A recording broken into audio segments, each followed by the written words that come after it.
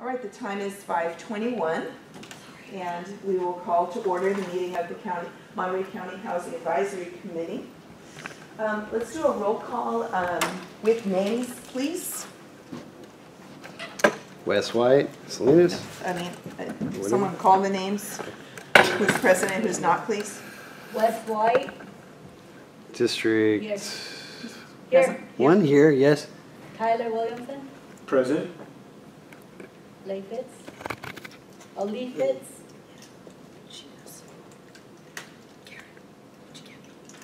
Karen Araujo. I'm here.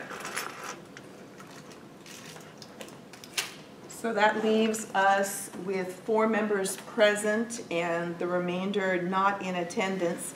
Did we get any word from any of the other members regarding their likelihood to attend? Raul emailed and said that he's going to be late. He emailed you? He emailed everybody, and I just responded back, and I made sure he had to make sure, like, hey, just make sure you know we're here. So, Anita. And Rosie Gonzalez is supposed to be here, so maybe she went to the other. She did. I saw her at the other location. And I have a request that when the emails go out, we blind copy the members so that we are not inadvertently violating the Brown Act in our desire to be helpful. Okay. So all communications should be going back to you, Anita, or whomever is originating the emails, please. Okay. Got it. It's just a minor thing. Good point. Okay, so 1, 2, 3, 4, 5, 6, 7, 8, and we have 4 of us here. Okay, so we'll continue with the information, and when Rosie gets here, we'll have a quorum.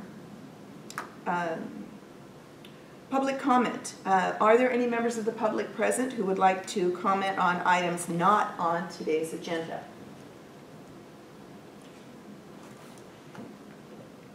Seeing no one, we'll move on to item 4, which is approval of the meeting minutes of May 8th. Those minutes were provided in advance. I hope everyone had a chance to review them. So we have to wait we will take a minute just for people to look them over now if you did not, and we'll withhold making a motion on those until if and when we have a quorum.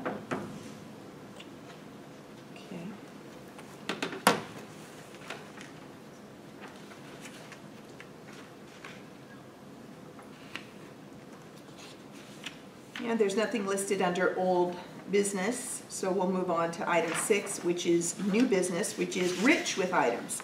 We have 8 items on that, and I'd like to request that in hopes of Rosie making it here, let's go ahead and if there are some that are richer or denser than others, let's leave those to last so Rosie can have the benefit. I'm going to do mine, which is item number 5. Okay, great. It's just informational. So just to give you guys an update on the East Garrison Inclusionary housing. So mine is pretty short. Just want to let you guys know how many, I can't find mine, but there it is. So that's the 3rd page from the back. Yeah. So agenda number 6.5, the top right corner. Mm-hmm. There's a total of 1,400 units that are going to be built over there, and out of those, 84 are townhomes, below market rate townhomes to moderate income households, and 40 of those units have been approved already, so we're almost, halfway through the amount. And then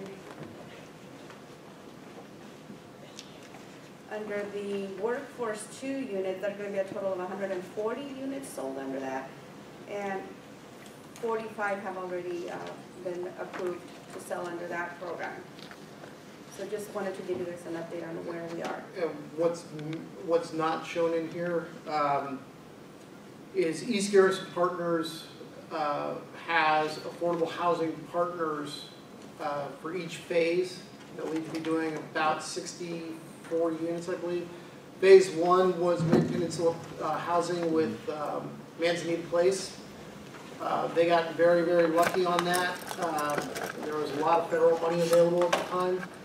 So Manteca Place has been up and built probably since 2012. The next phase 2 is Chispa with another 65 units. They are in the fundraising stage. They have a $5 to $8 million funding gap. Part of that is a function that the pro formas for this project were developed 13 years ago. And so this to me is probably one of the bigger problems that we have in this county when it comes time to build stuff is the long time that it takes between when an entitlement is approved, which in the case of East Garrison was October 2006. It wasn't until 2011 that the first unit actually broke ground. 2012 we got lucky because there was a lot of federal money, stimulus money that was available for Mid-Penn. Now there's not as much available out there. And East Garrison is in a somewhat challenging position because it's not in an area that scores high for tax credit competitiveness. So they had to go with 4% tax credits instead of the 9%, which allows them to raise more equity. And then the third phase is going to be even more challenging, I think, because that is the arts district. And if you're familiar with the old H-shaped mess halls at East Garrison, those are all supposed to be converted to live workspace for artists, and a portion of them are supposed to be affordable. But that is still probably at least 2, if not more, years off. Could you describe that again about the artist? Sorry. It's supposed to be affordable live workspace for artists in the historic mess halls. There is an outfit out of, I want to say it was Minneapolis, called Art Space Inc. that has had a couple of successful projects in the upper Midwest. And when East Garrison was being put together as a project back in 98, 99, 2000, ArtSpace came forward with a proposal to be one of the affordable housing developers and got into phase 3. Interesting. And then they qualify them access to it based off of their career? It will, I'm not exactly sure. I came into the process a little after ArtSpace was already on board, and again, because it's been such a long lag, I don't know exactly how they still envision it, other than there is an obligation in the development disposition agreement for it to be, there to be an affordable component to it. But I also, I think it's Marina down by 101 has a plan to do something similar in some of the old barracks down there. So it'll be interesting to see where that market is in a couple of years when East Garrison Partners starts to pull phase 3 permits. It's an interesting conversation in regards to the lag time between when a developer is ready to go and when they actually get all the approval to move forward. And I think that's something that we're experiencing in the city of Monterey as well. We could even see that with the Van Buren project. It took several years for that actually to come to fruition. And so if there's a way that we can expedite that, I would be interested in kind of seeing. So what a couple of years ago when I was talking to different funding sources, typically once a project has its entitlements, it is 3 more years for an affordable project to put together its funding, which is not a good thing. Because now they have all those carrying costs and all the sunk costs of the architects and the planners and all that. Anastasia can speak to you what Mid-Penn went through with their project here in Salinas. She had more hands-on than I think any of us have. But when we look at it, part of it's cyclical with the market.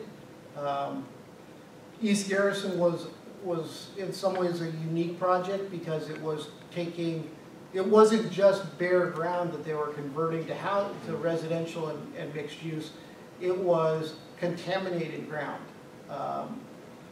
And there was a lot of land prep that they had to do. So, you know, they spent 2 or 3 or 4 years out there terraforming and cleaning up oil and all that kind of good stuff before they could start. But then you have something like Rancho San Juan, which has been entitled now since I want to say 2011, and there's no movement. And we've been through a big housing cycle, and for a developer not to have been developing there is somewhat surprising to me. Because they have the entitlements, they can move forward. It's, I guess, now down to their ability to fundraise for a large market rate project, or the desire not to. For the benefit of those who just arrived, we skipped ahead and we're on 6.5. The East Garrison report was reported on that. And that's all we've done so far, because some of us got a little mixed up on the location. I'll raise my own hand on that. Does anyone else have comments or questions regarding 6.5, the East Garrison Inclusionary Housing Update? I just have one question, if I may, Chair. The second paragraph identifies 2 households that are currently in the process of going through the application. So, sorry, total 23. So are those 2 part of the 23? No. No, because those are not, they haven't been determined to be approved yet. So we have the 84. Out of the 84, We have 2. 40 have already been approved. And then, so 40 And then approved. plus 2, so if they submit a complete application and they're eligible, there's going to be a total of 42. Okay, and then 23 of those 40 are done in 2019? Yes. Okay, okay. That's it. Thank you. Okay, great. We're gonna go back up to, well, we're gonna go back to attendance and kind of let the minutes show that we've been joined by Raul Calvo and Rosie Gonzalez, who, like me and Lee, were over, and I think Anastasia, over at the other location. My apology for not picking up on that. Apologies to those who were here present on time, Anita, Darby, and Rosa, and Tyler and Wes. Sorry about that. Okay. So we're going to go back to approving the minutes. We got those in advance. I hope everyone's had a chance to look them over. So if anyone wants to make a motion to approve those, we would be looking for that. So move. Moved by Tyler, second by Rosie. Any discussion on the minutes of May 8th? Hearing no discussion, all those in favor of the minutes as written indicate by saying aye. Aye. Those opposed say nay. And anyone abstaining? Great. There is no old business. We're going to new business, and we'll take them in order. We have covered 6.5, but we do have 7 other items. So, the homeless shelter update. Okay, so I'll get started. I have a quick little PowerPoint just to give you an idea of where we're at so far. As you know, we're going to do the shelter. We're looking to construct it at 855 East Laurel Drive in Salinas. There's also the Seaside Shelter, but I'm not going to be discussing that one unless you have a quick question that I might be able to answer, as it's not the county's project specifically. So this is, let me see if I'm working this right. Okay, so there's an MOU between the City of Salinas and Monterey County, and in the MOU there are 2 sites identified originally for this shelter and possibility of permanent supportive housing units. So we have about 600 chronically homeless people in our community in Monterey County, determined by the point in time count. This year's count showed that number a little bit less, and the overall count went lower, which doesn't correlate with any other numbers that we have. For example, the school homeless count went up by 29% from 7,680 students to now almost 9,900 students. So we do need more chronically homeless beds, and that comes in the case of permanent supportive housing. That's the type of housing, the supportive services, people go in every day and say, it's time to take your meds. Did you take your meds?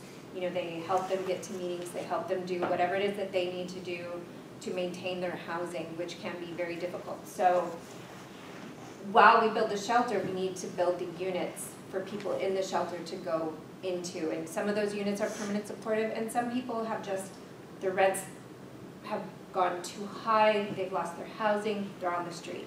So the 10,000 students that I mentioned, they all have parents. There's the possibility that every one of those people could end up on the street. So we really need to start thinking about the number of units. And the farm worker housing study, they also detailed that we need 55,000 units. So we need a lot of housing built. So luckily, we have 2 sites identified to possibly build permanent supportive and maybe a mix of affordable housing that we're working on. So this is the schematic of the shelter off of 855 East Laurel. And you can see just this is the basic idea of the building. There's going to be some outdoor space, parking spaces. There's going to be room for pets outside so people can bring their pets, storage, the things that we know are needed for the shelter environment that people might, that will be more welcoming and letting them in. On the side where you see this little road and that little street, there's also space for permanent supportive housing. So I'm kind of going to get into that a little bit later when I talk about No Place Like Home funding, but there is the possibility of actually building housing on this site. Where is that at exactly? It's to the, you know, the little circle, if you go through right there. I need to the right of the yeah, structure. like closer to the road. The road's like down here, towards on the bottom of the. Yeah, the road. This part right here. Right here is what you're saying. Yeah. Right, kind of closer to the main street. Right. Okay. Yeah. Okay. So the architect designed it that way so that the housing we would see first, and then the shelter would be there second.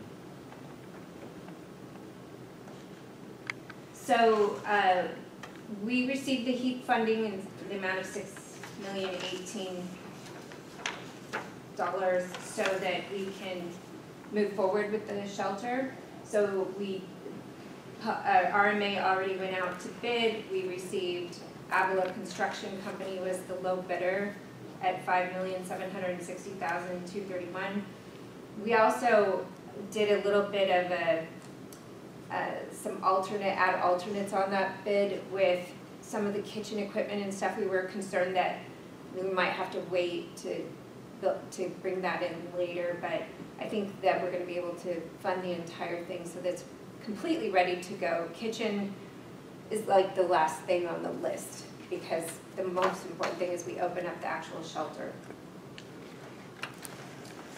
So here are some of the costs. The bid, there's a contingency, some soft costs. Some of the funds have already gone into the shelter.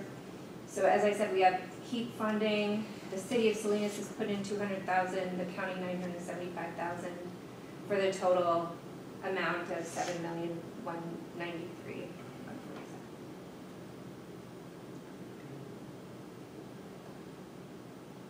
So the project will include construction of a 16,000-foot prefab building and site work, infrastructure, foundations, landscaping. We'll have about 100 beds. Weston Miles was the architect, and I felt they were really on top of this. They did their research, and I'm really impressed with what they've come back with. And we're hoping that construction will begin in January. We're about to go to the board with the Avila construction contract, and then hopeful completion in March 2021 and open to clients April 2021. The HEAP funding requires that this is completed in a very quick time frame. And so far, RMA has been amazing getting everything ready. So that's everything I have on the homeless shelter update, and then I will talk about permanent supportive housing later. Anyone have a comment or question? What is the, could you Tyler. go, sorry, yeah, could you go back to the map, the Sure. overhead map? I just was wondering what those facilities are behind it there, the one back, one more. Those are county facilities, so we have our like county yard there. And where we keep some of the vehicles and, It's mostly public works stuff, Yeah. radio shop, auto maintenance facilities. And then behind that is the ROP program, at the very back end of the parcel. Could you go back one more slide? sure. So that's all those back there, that's. Yeah, so this is all public works. I'm not sure who's in this one now. This is the Vietnam Memorial. ROP is back here. This is the soccer complex. So that was going to be my question about if the Vietnam Memorial is going to be impacted by this. No. And then there is another plan that's out there for a portion of this to be developed as, I guess, a BMX skate park. So you see the little red box? That's where the housing can Oh, go. yeah. Yeah. Is that the housing? Yeah. And Yeah, the that's circle. shelter? Uh-huh. Oh. And the BMX bike park will be that first parcel closest to the road. It could be right in front of the housing. How is it, is there a sidewalk there? No. There is a, I don't even think this is a paved path here. That's been a point of contention for quite a while, that Laurel Extension sidewalk. So it's a pretty big site. The actual shelter housing that you see there is a 3-acre parcel. And then there's additional. Everybody's ready for 855 East Laurel to be developed. We've got everything. We've got the soccer complex coming in, the BMX bike plus, I think, skate park is the idea. So Supervisor Leho, I know, is working on that right now. Good. The kids will have somewhere to skate. Yeah. And right now we have, the shelter will serve women, single men, single women, and families. And right now our shelter is full of families. And that makes perfect sense. And I've talked to the school districts, their students are in our shelter with their families. So, and they're willing to come, the schools are willing to come and offer homework help, assistance, whatever they need to do. It actually makes it nice for them because they can pick up all their students in one location and bring them to school, because they are required by law to pick up the students and bring them to school. Yeah. So it's a lot of coordination. Yeah. Any others with Wes? The shelter that is currently at, let me see if I went the right way there, yeah. The shelter currently at, 111 West Alisal. yeah, that one. What's gonna happen with those people once this place is built? Are they gonna like be shifted over? Is that one staying open, or are we within the realm of knowing that? You know, I'm working with social services, and we have some funding and grants where we actually, the goal of shelter is that you move on to permanent housing. And so we're working with Housing Resource Center, Cecil, some other agencies to actually house the people in the shelter. So I'm hoping by the time this is built, we'll keep housing families.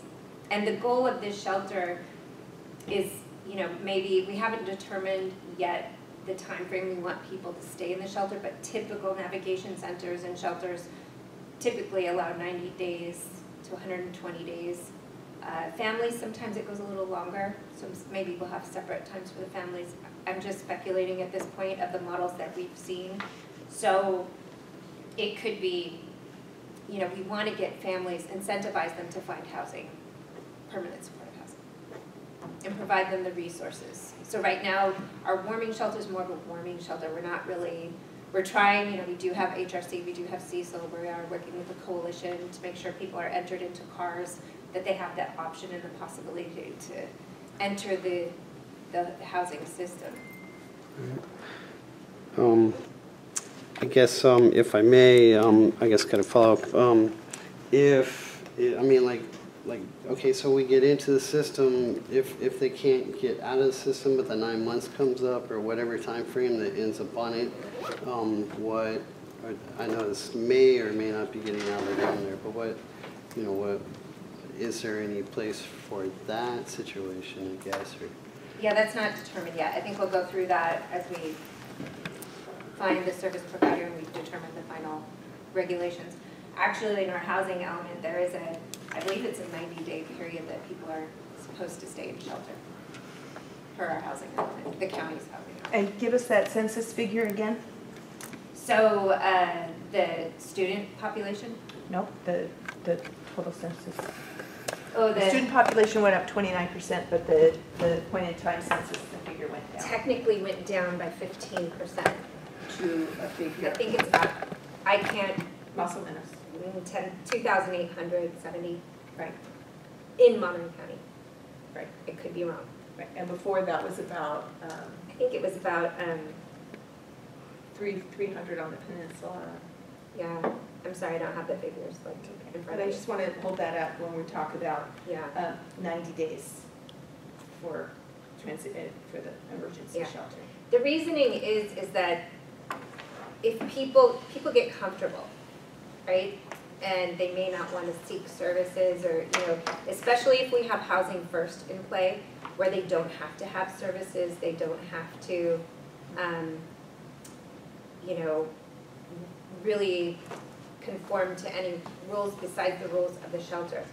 So if people stay too long, you know, if they keep staying there and they have no incentive, like you've got to sometimes break the cycle, right? Yes, I understand Yeah. that the That's- pull to be comfortable in one's living space is strong, and that it could be uncomfortable or resistant or even traumatic for people to have to keep constantly changing their shelter. Right. Yes, I understand.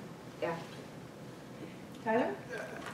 This is a little bit off topic, but you guys are talking about it a little bit, and I've been a big champion of the housing first model ever since I first heard about it. And then I was in a meeting somewhere and somebody was like, oh, did you hear it failed? Because this all started in Salt Lake City, and I was kind of shocked to hear that because everything I heard up to that point was really positive. And so after that meeting, I looked it up, and there was an article about it, and really what it's come down to is it's a funding issue. We're seeing that throughout the state now. But what's happened is, and so I think there's like two problems, and I'll try to make this quick. On the one side, it's continuing to fund and continuing to develop more and more housing. And then on the other side, it's putting all of these units together. So now you have a community of people that were formerly homeless. And so one of the issues that they had in one of the larger complexes that they built was that you were literally getting cartel members coming to these units because there were so many people using drugs. And so, and it's like, this is a hot spot, right? This is where you can go. And so one of the things that I think is interesting about the way that Monterey has approached it, and not to say that we don't need to step on the pedal a little bit more, but it's diversifying the units throughout the community as opposed to putting them all in one space. And so I think that's something that we should be mindful of as we're going through this experience. But then again, going back to the first problem, it's the financial part. And so what happened in Utah is they saw that this drug problem was happening, so they started taking the funds away from housing development and started putting it towards drug rehabilitation services when they're related, but they're two separate problems, and you need to continue funding the housing thing. So Right. I just wanted to share that. Yeah, that's good. I mean, so many of the general plans say, you know, mixed use, mixed economic levels and communities Yeah. for this reason, so we're Yeah, all together. absolutely. So you don't have a concentration of highly wealthy people whose drug use is not as clear as poor people who are preyed upon. Well by said, outsiders. Karen. So, a good point. Okay, so do we just need to receive these reports? Yeah, this is just for your Thank you information. so much. Any Yeah. other comments or questions? I just want to on this comment. good work. On Housing First, HUD has really studied the model throughout the country, and HCD is bought into the Housing First model because most of the time, it works very well. And the mid-pen development is also, could be vulnerable to the types of situations you're talking about where you have this concentration of people with addiction and, or they could have dual diagnoses, right? I did visit Step Up on 2nd, which is a nonprofit in Southern California, Santa Monica, Hollywood area. I visited several of their permanent supportive housing developments that they had 40 to 50 units per development. They actually had views of the ocean. They were right next to the ocean, right next to mass transit, and in a beautiful neighborhood of high-end restaurants, movies you would never know. They were tucked in there. It was amazing. And a lot of support from the community to build them. And they actually came in first, and all the high-end stuff came around them.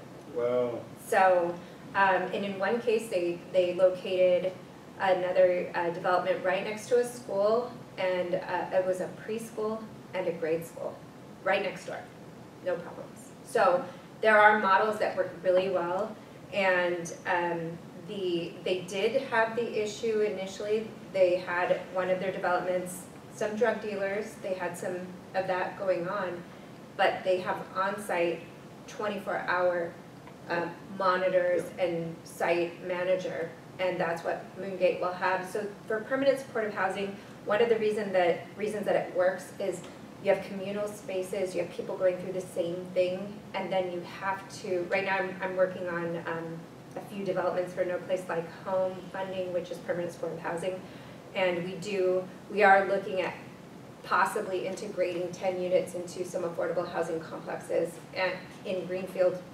And actually, we're having to work out, wow, we need to now get the service providers to come on site over there, and that's going to be very hard and very expensive. So when you have a development like Moongate Plaza, you have the 24-hour on-site management, plus your services are there, and they build community rooms. They build a lot of services into the housing, which a lot of the people need in there. So that's one of the reasons why it works, and most of the time it does work if it's managed well and all of that. Yeah. So, yeah. No, thank you for that. Yeah. To be continued. Yeah, I'll take you to Step Up on 2nd. Good, We'll good. go to Good. Very So, impressive. On to item 6.2, the CDBG, Consolidated Plan for Fiscal Year 2020 to 24, and the Action Plan for Fiscal Year 2021.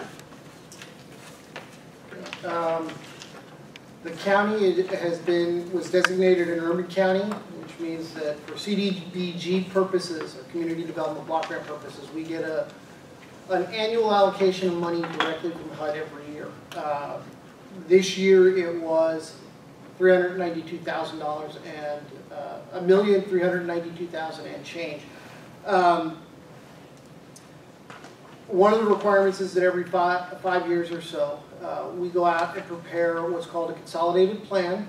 We start with a community survey of community development needs, unmet needs, to figure out what we want to target and what our objectives for the money are for the next 5 years. That translates into an annual action plan where we go out every year in mid-December and solicit proposals from nonprofit service providers and for projects. So historically, the county has used a large portion of its money for ADA improvements in county facilities.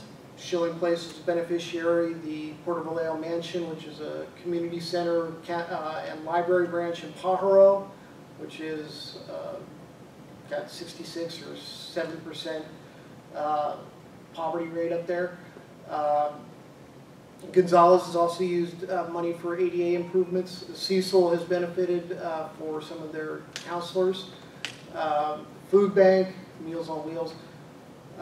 One of the things that I encourage you to do is, and we can certainly get this out as an electronic link also, if it's not live in your email packet, we have a community needs survey, and we want to encourage everybody to participate in that and provide their feedback so that we have a way to quantify what the community says the demand is. So if you're involved with any other social service type organizations or community groups, please pass the information on. The survey will be up until about January 4th. Proposals for funding activities will be due in mid-January, and the whole process wraps up in mid-May with a public hearing before the Board of Supervisors to adopt the consolidated plan and the action plan for the first year of the action plan. Great. Anyone have questions about this? Okay. I've got a couple about the survey. So it's on the county webpage. How is it being promoted? So May we help? Yeah, well, so yesterday I sent out a blast email to a couple hundred people that I have that are interested in community development block grant funds with a flyer. We have the flyer in English and Spanish that was sent out. The cities, the county will all get. The cities of Gonzales, Greenfield, Delray Oaks, and Sand City, who are members of the consortium with us, we will all have it up on our website with a link to it. The survey is actually on SurveyMonkey.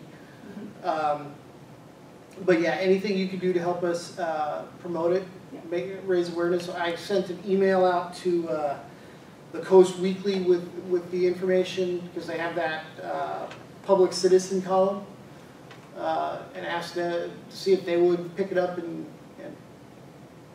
help promote the awareness of it. Great.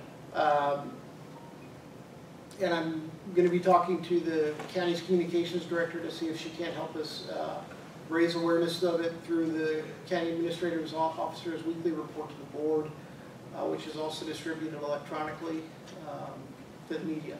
And so it's on the county website. It will be, yeah. I We think want to pick that up, and maybe can think of some other groups that can yeah, get that too. Yeah. And then it's in English and Spanish. If someone, say someone spoke Trique or Tagalog or something, is there anything on there that says, if you speak one of these languages, call this number or something like that, or that's above the requirements of the county's outreach? That was, so Spanish is the only language that rose to the HUD threshold to require translation. Understandable. I suppose that if, there are a lot of other, specifically dialects, Native American or Central American dialects. I don't know that we're set up to respond to those. Yeah, probably if it's going out to different communities, Yeah. communities that have a high population of certain language speakers will probably take that on. But I'm learning something. Thank you. Any other comments or questions? Is there interest in any other cities in the county wanting to join the county coalition? So every 2 or 3 years, we do notify all the cities that are not entitlement. So Marina, Pacific Grove, Carmel, King City, Soledad, they have to this point all not expressed a desire to participate. Interesting. It's a delicate balance. For some of these communities, places like King City and Soledad do have a high enough low moderate population percentage that they could compete fairly well at the state level and get a higher grant amount every 3 or 4 years than they would get on a regular basis going through us. But it's just it's the balance between, do I want the smaller certain amount every year, or do I want to take my shot and get that big payoff every 3 or 4 years? Or continue doing nothing. Or continue. I was trying to keep it That positive. one too. I was trying to keep it positive. Sorry. Very well. And for some of them, it's simply just probably a matter of staff resources. Absolutely. With the city, your city, you have a small entitlement program that, it consumes resources probably a lot, Yeah. Yeah. considering the relatively small amount of money that the city gets.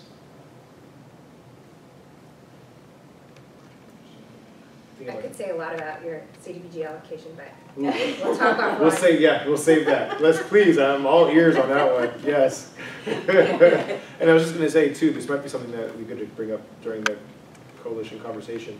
Because cities like Carmel and Marine, I mean, if they're not, Carmel would never be able to spend the money but if they just join on the the, ADA On ADA. improvements and things that, wow, yeah. I wonder what their transition plan looks like with their sidewalks and streets and, yeah, They don't have. they don't have them, right? if they focus Anyway. on their downtown, which is I think what there's some efforts there, but Yeah. anyways. Okay, I'm done. Thank you very much. Anybody else? No, we're good? Okay, so let's go on to the unspent funds, item 6.3, CDBG substantial amendment. Please, thank you. Okay, so, over the last 7 years, we've had some projects that have not used all of their annual allocations, and we have unused, the biggest source has been unused county admin dollars for the last 7 years. So right now, we're sitting on about $1,066,000 of CDBG money from 17, 18, 19, and program income. And program income is from back when the county was still participating in the state program. So CDBG, there's two pots of money. HUD gives a state an allocation to distribute to jurisdictions that aren't large enough to qualify as entitlement counties. HUD only has so many resources to manage grants, so they pass it on to the state to manage the smaller ones. The county for years participated in the state program and funded a number of things like first-time homebuyer, housing rehab, multifamily development loans that all are in the process of being repaid, and that's called program income. The county gets that money and we have to reuse it for an eligible CDBG activity. So this whole pot of money is about $1,066,000 right now. Because it is more than 25% of our annual allocation, we have to go back out and do what's called a substantial amendment to identify to program those dollars and to use them. Right now, we're hoping that we can target them towards permanent supportive housing or transitional housing and try to get them set up and encumbered in January of 2020 so we can flip these dollars out pretty quickly. And we are also hoping to leverage some of the state dollars that are now being shaken free for those housing activities. I'll go into that and Is work there- that in a little bit. Yeah, is there a deadline by which you, I mean, is there a use it or lose it deadline? It's not a strict use it or lose it, but in April of every year, HUD does a test to see if you have more than 150% of your annual allocation available. And if you do, they will cut your allocation until you get below that threshold. So if we don't get down below 150% by next April, we stand to lose some portion of our 2020 federal new funds. And you said that those were administrative costs that had been overstated? So every year, Couldn't you use, I mean, if your plan A doesn't work, I mean, you've cut staff, you all are overworked, I mean, aren't there things that you could use to benefit the long term in other ways? Of course, first you want to create that actual. yeah, so what we've done is, for the past 6 years, we've been a pretty lean office. That's true. And so, in any given year, we can use 20% of the HUD grant for admin costs. And so we would always budget the full 20%. And in some years, we would end up using 7 or 8%. And so that has all rolled over. And once it rolls over, it can no longer be used for admin. It has to be used for a project. Okay, got it. So Thank you. we had the bite, we missed it. Now it has to go for a project. Okay. Any other comments or questions regarding this substantial amendment? No, thank you. We'll receive that then. Thank you. Now we'll go on to 6.4, the status of the inclusionary housing ordinance update. As you know, we are looking at revising our ordinance. We know that there are a number of policy areas where the current ordinance is in conflict with the 2010 County General Plan, so we have to align those. But we are also looking at ways to improve the program. If you remember back in February, we had a presentation with, from Kaiser Marston and Associates that looked at the financial feasibility of our ordinance and what some of the in lieu fees might be. It's not a pretty picture by any means. I believe that the in lieu fees for the Greater Monterey Peninsula were somewhere north of $700,000. Wow. And right now they're looking at somewhere in the neighborhood of $230 per square foot, $205 per square foot as an in lieu fee for a market rate unit in Big Sur. So we have some policy issues we have to look at. The 2010 General Plan created some opportunities, created some challenges. One of those challenges is the development evaluation system. And you have to go back to 2010 and remember that at the time the county was, we really don't want to grow outside of existing urbanized areas, Chular, Castroville, Pomeroy. And so the general plan develops strong disincentives to develop in Lockwood or Holon or San Ardo or Bradley or some of those really outlying communities. But we have to deal with that because it's still part of the inclusionary program, and so we're balancing that. What will happen is, right now, we are looking at recommended modifications, and we will probably be bringing these to the HAC in January to get your read on the recommendations and what you think makes sense, and to develop some guidance for the Board of Supervisors in terms of where the ordinance should be going. I just got the recommendations from the consultant the other day, and I haven't had a chance to digest them and get them back out to you, so that's why it's in January. After that, we will take them to the Board of Supervisors for policy direction, and then go out and draft the ordinance and go through the Planning Commission and the Board of Supervisors again. Thank you. Any questions on this? When we Yes, get Tyler. clarity on the distribution of the 35% affordability requirement, could you speak to that more? That's not an inclusionary So, requirement? this is one of the weird things. Okay, so the county inclusionary requirement under the general plan is for 25% affordability. 6% very low income, 6% low, 8% moderate, and 5% workforce 1. Then they have this weird requirement for additional over affordable housing in these rural communities that takes you up to 35%. And because it is affordable, it kind of gets lumped in with inclusionary. And so one of the things the county council is looking at us to take this opportunity to do is not just inclusionary, but clean up some of these inconsistencies in the county's total affordable housing program, where we're imposing requirements on private development as opposed to the stuff that, you know, the Mid-Penns or the Edens are doing. Is this on a certain number of units being developed, projects with a certain number of units? No, it's where the units are located. So within the general plan, there are community centers and then rural centers. And so these are Castroville, is a community center. It's a fairly dense urbanized area. Chular is the same way, Pine Canyon in King City.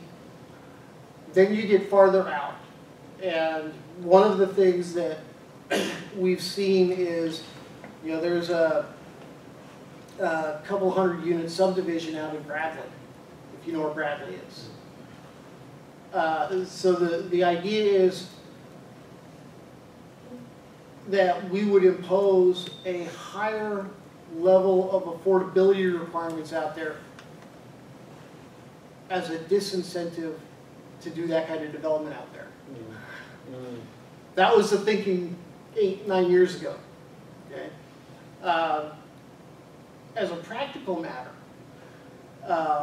these communities, these outlying communities, you know, the Bradleys, the Holons, places like that, don't make a lot of sense for affordable housing because there's no transportation and there's no services, and what retail there is very expensive. So in some ways it doesn't make sense to try to push the affordable housing out there, but we still have to deal with it because it is part of the general plan. Well, and it's a disincentive. Yes. I mean, Yeah. that's the point. You said that. It's a But- disincentive to do that, build on the existing, yeah. Yeah. So what county council is looking at us to do is to try to bring some clarity to these kinds of activities and make sense of it. So, but for the 25% inclusionary housing requirement, that, I'm assuming that's on a certain, like, let's say they were That doing is on every development of three units. lots or units or more. Okay. Up to 5 units. So the first, if you have 3 or more units in your project, you're subject to the ordinance. But up to 5 units, you can just pay a pro rata fee by right and not actually build anything. And the reasoning was that the fee is 20% of the cost to build a unit. And so up to 5, now you actually build a unit that is affordable in your project. That's kind of the breakdown. But and that's one of the things that we're looking at is does that 3-unit threshold make sense, or do we need to up it? And that's one of the things that we'll be coming to you for policy direction recommendations on. It's interesting because as you're saying that, so in Monterey we have 5 or more units, and I'm thinking, we should lower our threshold. but I can see how that creates problems, right? If somebody's trying to create 3 units and you're requiring one of those units to be affordable. It can go both ways, you know.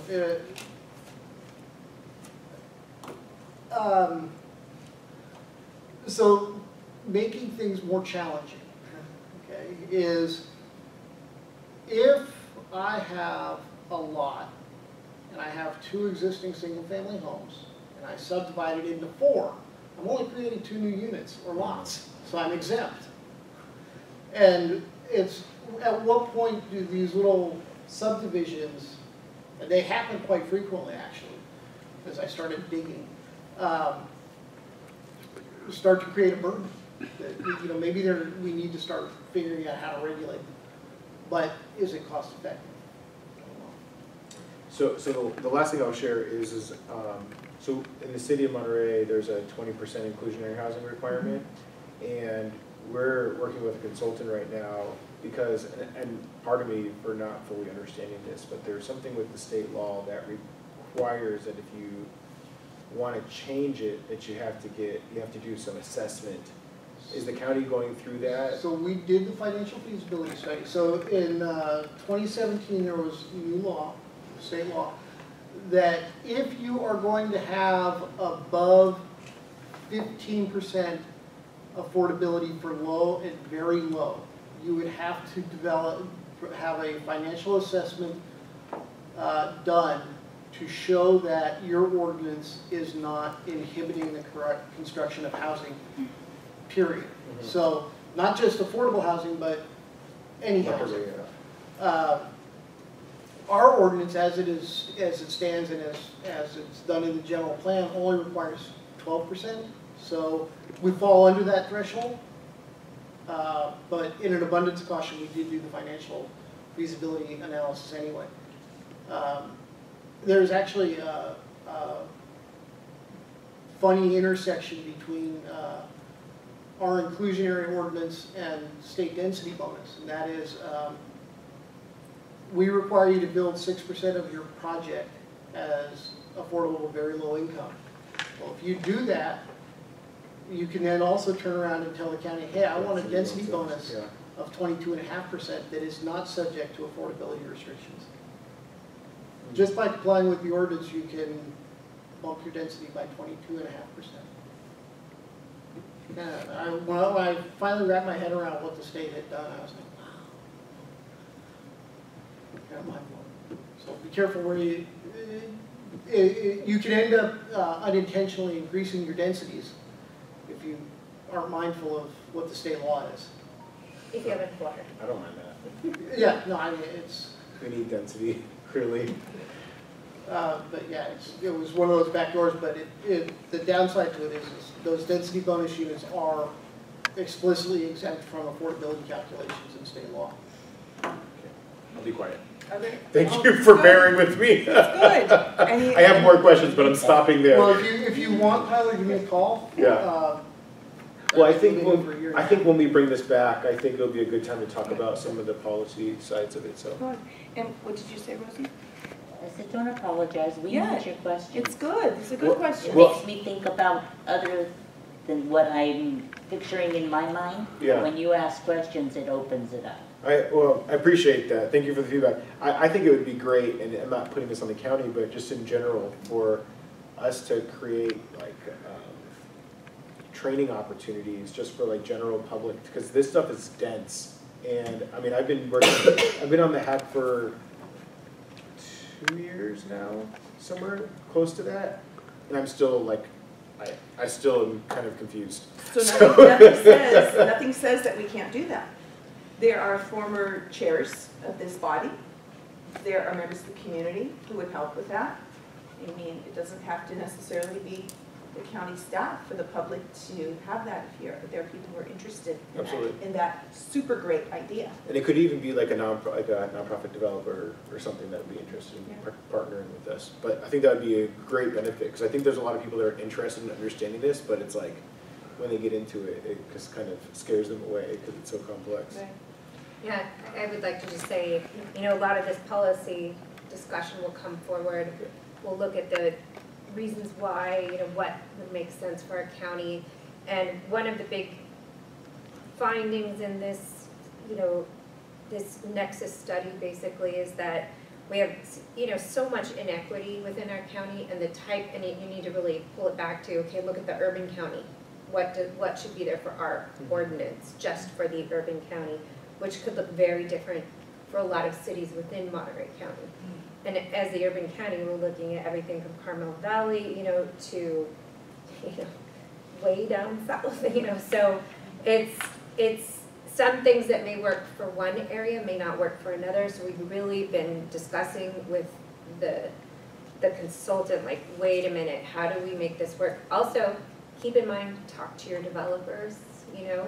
I've been having a lot of conversations with developers because they're basically saying the minute you slap on that inclusionary ordinance at 3 units, it makes our projects infeasible.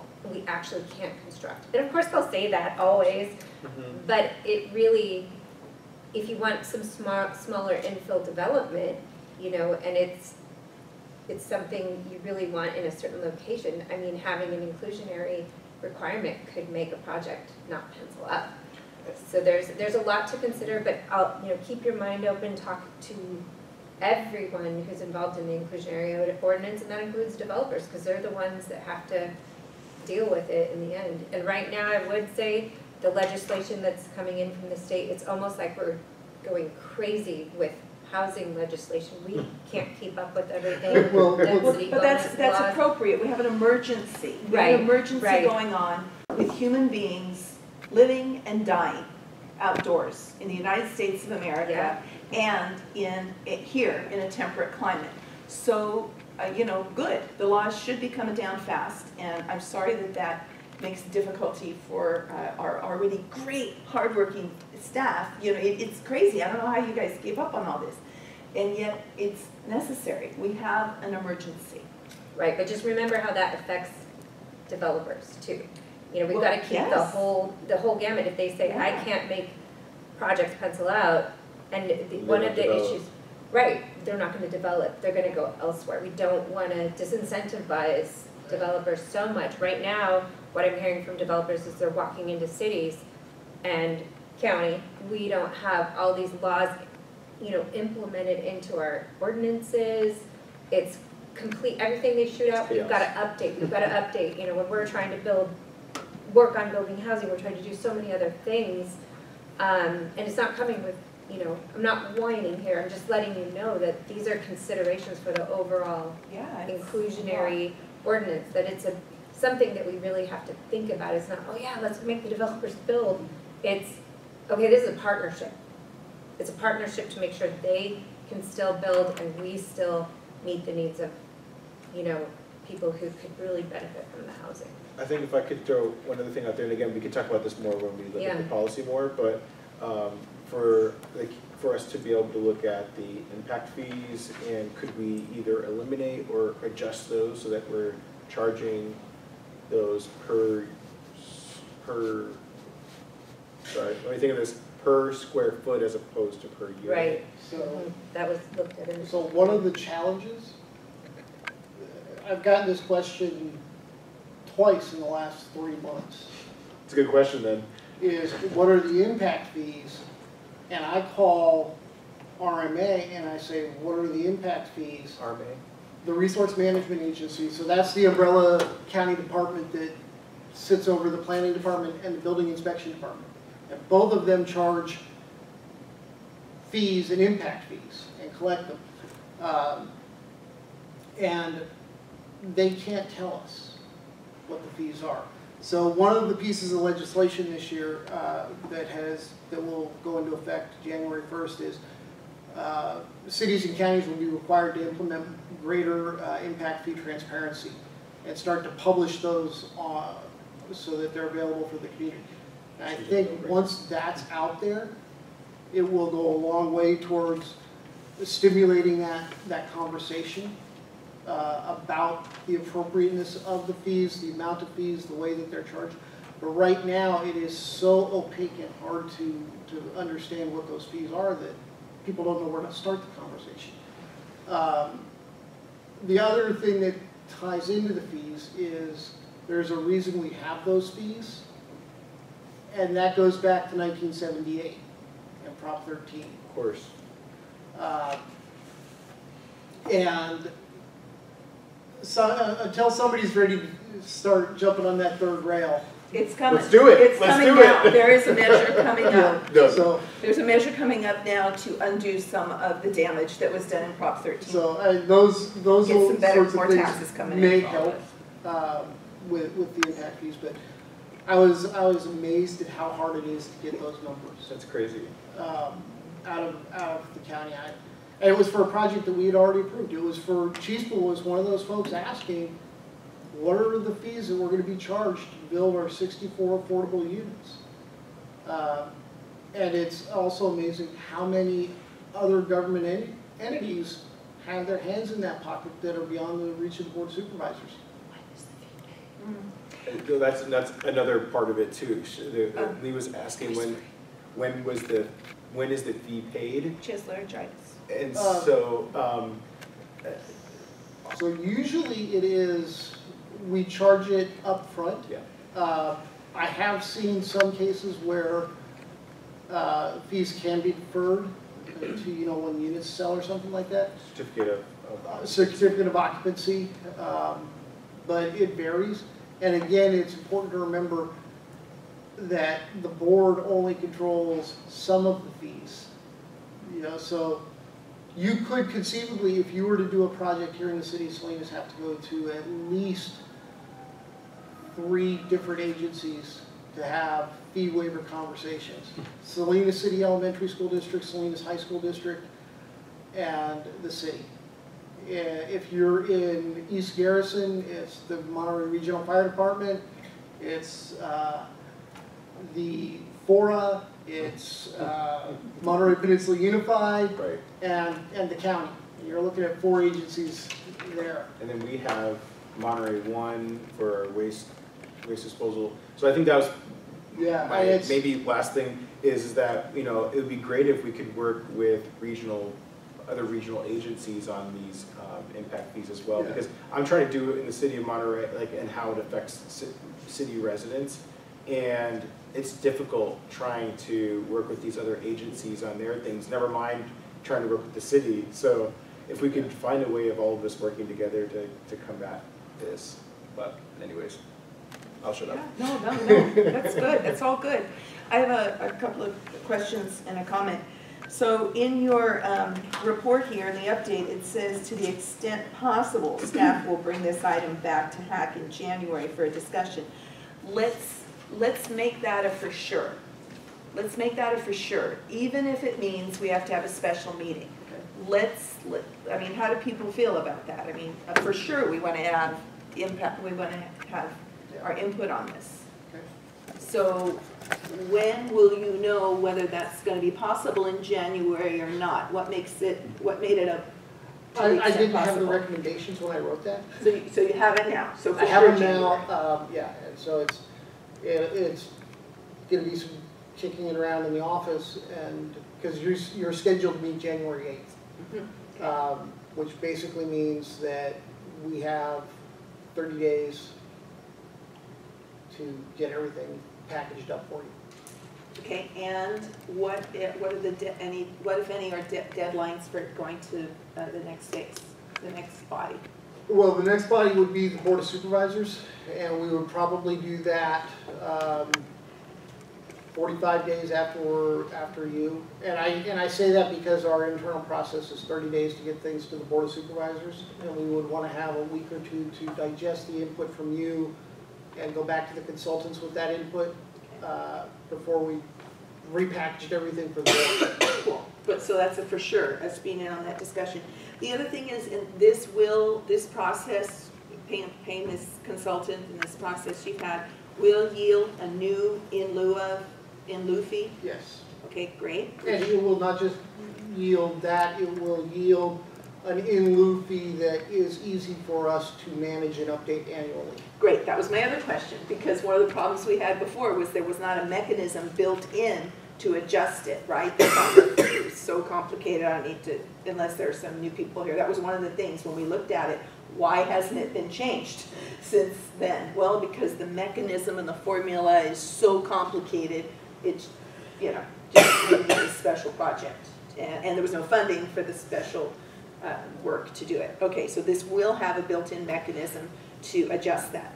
It's okay if it's imperfect, but that's better. And also, I love hearing about it being more understandable to the public. I think even if there's a document that's rich and dense and makes sense to y'all or doesn't make sense to y'all unless you study it for 6 months, but having components or resources to make it understandable to the public, that's what we're supposed to be doing. And if we're not getting it too, and people with whom you're working aren't getting it, that's a problem. So that I'd like to just name that as a goal for all of us to maybe work on a community workshop, partner with other people, so that we can move towards making this easily understandable to the public. And then the last thing I wanted to say is another thing that was happening. This is when, I forgot his name, Dave and, yeah, Dave and me and one other person, I can't remember now, maybe Mark. Anyway, we did a little subcommittee. We're looking over the documents and found that there was an annual report on the in lieu of fees to the Board of Supervisors. And that wasn't happening because there hadn't been any change or movement. And I want to hold up, as I did then, that report should still happen. Even if the report is, we haven't built any units, we haven't, this has not proved useful, or there has been no change. I just want to hold that up there. We have documents that still exist that say we're supposed to do that, so let's do it, because by naming it, we keep it in the forefront, and it may shake some bushes and have a benefit. So I just want to make sure now that we say that. Anybody else? Just Yes. one quick comment. Yes. The last conversation we had with our consultant on the feasibility analysis is the next step is coming up with the policy. So we want to, that's what they're bringing to us to look at and for us staff to kick around a bit so we can that's probably what we'll bring to you in January. Cool. And then we also we're gonna host a couple of workshops with the public on those policy findings and then probably to the board. So some of that stuff is being worked out. And we're copied on all the notices for those meetings, right? So we Yes. can help spread the word on that. That sounds great. Thank you for your good work. And then 6.5, we already went over before, so we'll go to 6.6, the update on the comprehensive economic development strategy. Okay, so this is something that, this is a report, it's like our comprehensive plan that we discussed with CDBG. So for Economic Development Administration, federal grants, we also have to have a 5-year plan. So these federal offices kind of follow the same pattern.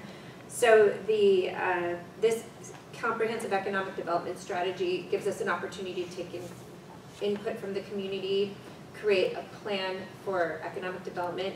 All of the municipalities in the region actually are waiting on this plan if they would like to apply for federal funds. So that plan, we're putting the RFP out right now to get a consultant to complete the plan and also work on other economic development strategies.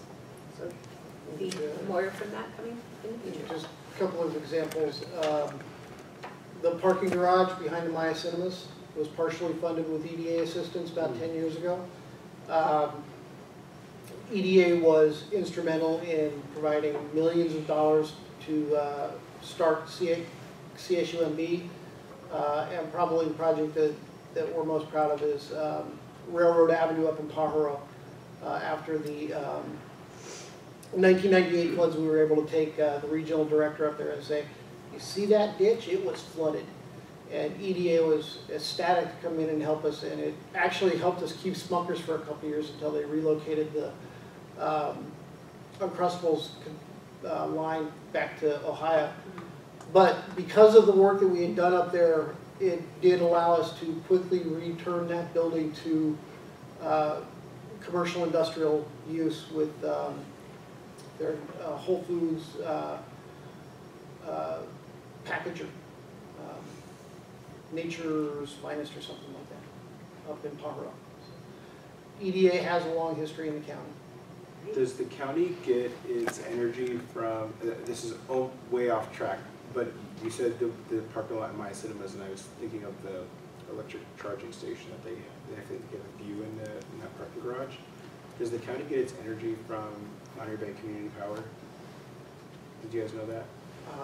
I don't know. I thought that if you didn't opt out, you did. So I think that's for residential. You have to opt out. The county signed on to support yeah, but it. yeah. So the city of Monterey is too. But then I brought this to our city manager because Monterey Bay Community Power, Hans is our city manager. So Monterey Bay Community Power, as of I think October 30th, they opened up getting funding for like electric charging stations, and so, anyways, Monterey participates in Monterey Bay Community Power, but then I talked to him about this, and he says, well, we can't apply for it because we don't get our energy. We use like a third-party thing. Tyler, I think we might be sufficiently off topic. You're right. You're absolutely right. There you go. We'll talk about that after the meeting. We'll talk about that after the meeting. That's why you're chair. But I was waiting. I was waiting because so far every other question has been really great. So because I just burned that one tonight. You were batting 1,000. Okay, so the CDs. How are we doing? Anything more? Any questions about that? Good. And we'll, again, there'll be public input on that. Yeah, great. Thank you so much. Okay, state funding resources for permanent supportive housing. Okay, so you have a little table in here. And this table just grew today. So as we talked about, and here's permanent supportive housing options. As I mentioned earlier, and you saw on the map, we have 855 East Laurel. The county donated these two parcels, 855 East Laurel and 1220 Natividad Road, for permanent supportive housing in the shelter. So one of the biggest things any housing developer wants is money and land. So we've got some land, and the great thing is the state, as many of you might be aware, the state is handing out grants and money like you wouldn't believe. So the first round of funding that we're seeing that is coming from the state, and you can see some of the funding sources in this table. We have No Place Like Home non-competitive, which we actually already received these funds, $3,988,610. We're all working with the health department on this permanent supportive housing. It really includes different departments. We're working with Resource Management Agency, the health department, even to some degree the social services department, because permanent supportive housing requires that the county insures services for 20 years for this No Place Like Home grant. So right now, I'm working with several developers so that we make sure that the county can actually afford the 20 years of permanent supportive services. They have to work it into the county health department's budget as well. But as far as housing funding for permanent supportive housing, we have already pulled in almost $4 million for No Place Like Home non-competitive. We have a competitive round of No Place Like Home. These applications will be due January 8th, and I'll explain a little more. We also have whole person care. We were able to pull in $2.7 million for that funding resource. PLHA, oh my gosh, I can't even remember the acronym, but that one we won't have it available soon, but our allocation will be $512,333. We're also waiting on the HHAP program, and I'm sorry, the acronyms right now are like totally out of my head. Health, housing, something. That we're waiting on the NOFA for that. We're expecting maybe $3 million. It can be used for shelter, rental subsidies, other types of housing. There's a lot of options under the HHAP funds.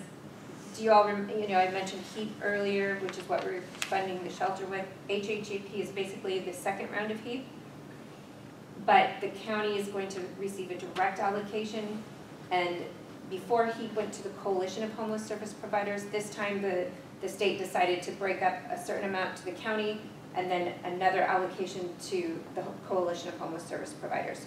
So they will actually get a little bit more than we will. It's based on our point in time count, so because our count went down, we're expecting a smaller allocation. And I actually spoke with the lady at the state that's running the HAP program and the HEAP program last week at a conference in Sacramento. And we just talked about, I said, but you've got to think about our school homeless numbers. And she said, yeah, we really need to start looking at other types of indicators on how our count is actually, because everything we're hearing is it's exploding. And our count can show that.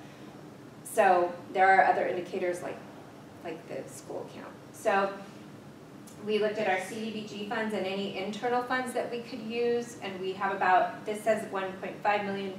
We've now figured out it's probably closer to 1 million. Also today, so No Place Like Home is the big grant due January 8th. This is a very complicated housing funding program. So there's per unit maximums, there's, you can't match state with state money. So each unit we're realizing in a permanent supportive development is right now about $450,000 to $550,000 for one unit. And so there's a max, what we're looking at is a max for No Place Like Home funding is $267,000 per unit. And that's the max we can use for No Place Like Home. So what the state is allowing us to do is take the non-competitive, the whole person care, CDBG. We also dug into our coffers. We have redevelopment housing funds of $700,000 we're going to throw in. Inclusionary housing funds that we've received from in lieu fees, about $300,000, and possibly some of our home funding. So what this allows us to do is, if the $267,000 a unit max for No Place Like Home, whether it's competitive or non-competitive, we can throw in other funding.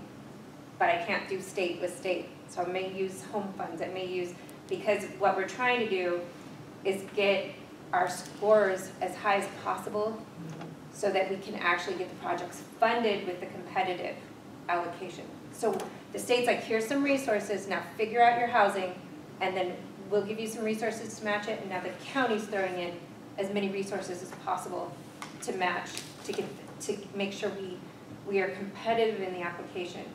So the first round of No Place Like Home happened a while, like I think in March, and the county wasn't ready. We hadn't updated our 10-year plan to end homelessness, which was a requirement. So in May, we worked with the Coalition of Service Providers, and Health led the effort of updating the 10-year plan. So we completed that in May, which allowed us now to be eligible for the No Place Like Home funding. So I have right now, we have been working on 4 different housing developments to make these funds come to life and actually get new units into the county. We have one which is, we have a one developer, EAH Housing. I don't know if any of you have heard of them before. They're pretty new. I've worked with the Interim, Mid-Penn, the Housing Authority, and Eden a little bit, but we haven't worked with EAH before, and it's nice to have a new developer, a nonprofit developer to work with in the county. So they have a project which is Lightfighter Village, that's 71 units of permanent supportive housing. And this project has been going on actually for some time. They have all the entitlements, they're ready to go. We have a hiccup with our housing vouchers, where the Housing Authority is out of vouchers. And to make these projects pencil out beyond all this other craziness we're doing, they usually they need the voucher, because how do you sustain the project over time if your rents are really low? Because these aren't going to be, permanent supportive housing is usually people paying 0 to 30% of their income. Their AMI is very low, so they won't, some of them will be paying almost nothing to live in the housing. So they have to create an operating subsidy to maintain the units over time, but over the affordability period, which is usually 50 years or more.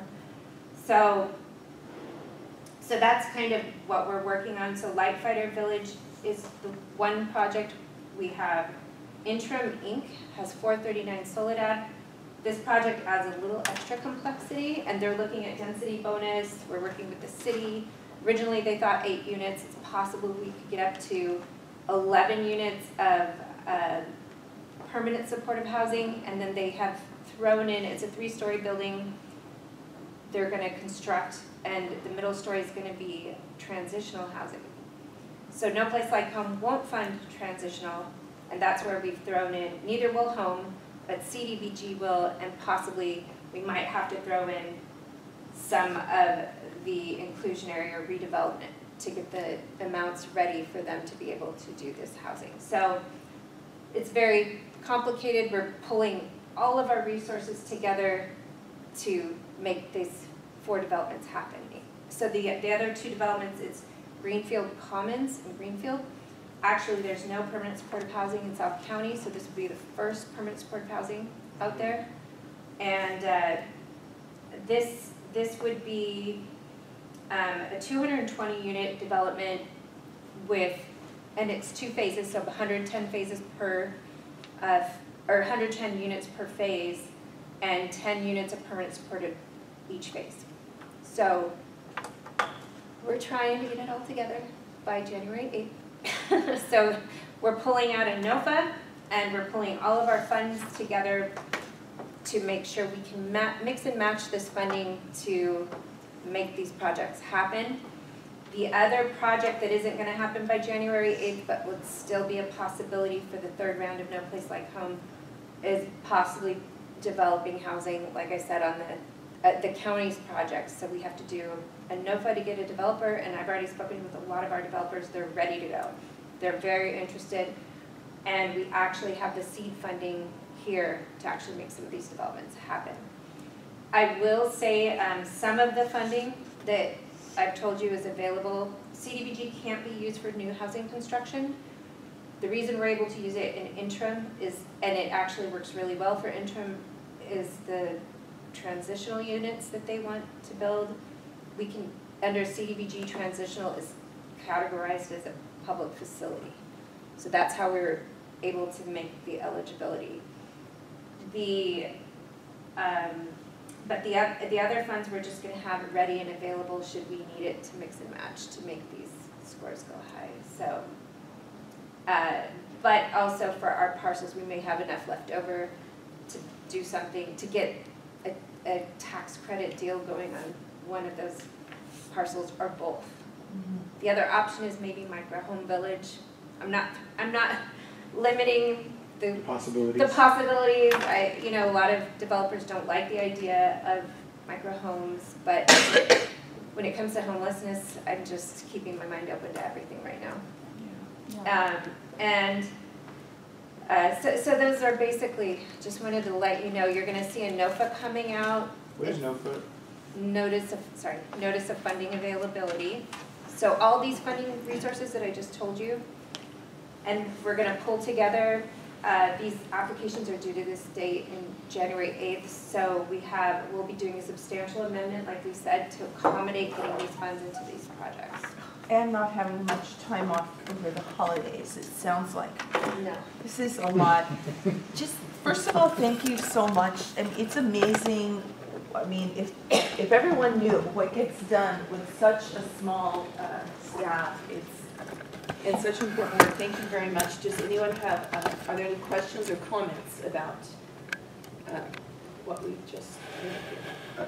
I just want to throw out Yes. one thing, and I know we've had conversations about this, but I'm not sure if there's any updates in regards to some greater opportunities for local matching, like the county bond measure that's been floated around. I'm not sure if there's any updates on that. What I could tell you is, so the bond, I've been involved in that process because it started in the Coalition Housing Pipeline Committee. And we basically said we weren't ready for, people initially thought in 2020, but we realized, okay, we're not ready for that in 2020. So now the state's coming out with their bond, and so that's still coming up, and it's coming up in the housing pipeline. Okay. So I'll bring that to Elliot Robinson, because I'm actually the co-chair of the Housing Pipeline Committee, you know, to maybe get an update on where we're at. And, but right now it's been stalled, and we wanted to see how all of the other bond measures, you know, panned out with the last cycle. So, you know, Santa Cruz had a bond measure and they missed it. However, the state had legislation that to reduce from a 2/3 to a 55%. Did that go anywhere? I think it did get passed. Really? Yeah, and so now that would make our bond measure, if we were to go forward with one, more feasible. So that's a good thing. The other thing I'll say is I just received notification about a housing trust fund. So there is a grant matching process through the state that there's a housing trust fund match that the state will do if we can come up as a county, right? With, and this is the big thing, like I said, developers want land and they want money. So we, as the unincorporated county, we need to have a housing trust fund that when a housing development, when, you know, say Chispa comes to us and says, we're ready to go, we've got a project. We could say, okay, you're gonna go for a TCAC application, here's our match. And like I said, with all of these crazy funding sources, the state is looking, are you matching? If you match, you're gonna get higher scores to get more funding, to leverage more funding. So having a housing bond or housing trust fund, whether it's proceeds from a bond or however we get it, is really important. So that's something I'm looking at, and that'll come up in the spring. It's already, the NOFA from the state is already out, and I've just begun sifting through it. I also wanted to bring up the county, or right now, the state also has another program where they're saying designating you as a pro-housing county. So some of the planning efforts we can do to show that we're pro-housing, like if we're going through inclusionary process, we've talked about maybe updating our general plan, having a general plan amendment for some of our new housing stuff that's come in the pipeline. I will say too, you know, working with the different developers and all of this different funding that we're making available right now, there's a portion of it we're kind of saving because we have other affordable housing projects. So right now, like, these are permanent supportive housing options that we're trying to piece together because that's the first wave of funding the state's come out with. And like I said, we've been able to capture a lot, and I'm really excited about it. Totally. And whole person care, I had a meeting with the developers here, I had the health department here, and during it, like right after, Patricia Zeronian from the health department said, I think I should go for this money. I had no idea about it. And literally it was like a letter application and we got 2.7 million. That's awesome. Not all of them are that easy, but it's that collaboration. It's really pulling in permanent supportive resources. Right now, one of the big tricks to this is for the county to be able to support 20 years of supportive services. So it's really a lot of collaboration right now, which is great. The next wave of funding I'm hoping the state comes out with, and I think this housing trust fund is the first thing I'm seeing. I'm hoping there'll be more affordable housing. We need affordable housing and permanent supportive. So the Greenfield project mixes that, right? So by us getting the initial investment, that can make the rest of it actually leverage even further, 220 units. And I'm actually I've met with the city manager and the planning director on that project, so that, you know, we're showing our support, making sure we work well with the community. You know, we don't want to just impose it on them. There's NIMBYism everywhere. You know, we've got to be careful about how we move forward with that. And so our YIMBYs. And get YIMBYs, right? YIMBYs. Yeah, we want to. Yes, in my backyard. We want to build that relationship, right? So definitely. So anyway, so I know that we have some, like you were asking earlier, you know, about the art space. What do we do to get these housing projects online? So I'm putting out a wide array of funding available here so that we can get these projects out because they're right on our doorstep and some of them are ready to go. And then we're looking at CHISPA, we're going to look at the art space, what can we do next for more affordable housing? And a lot of that is tied to funding resources. Yeah. Mm-hmm. Any questions or comments about that? What time is it, please? 5 to 7. 5 to 7, okay. We are going to end on time out of respect for our paid staff that's here, that's already working a long day.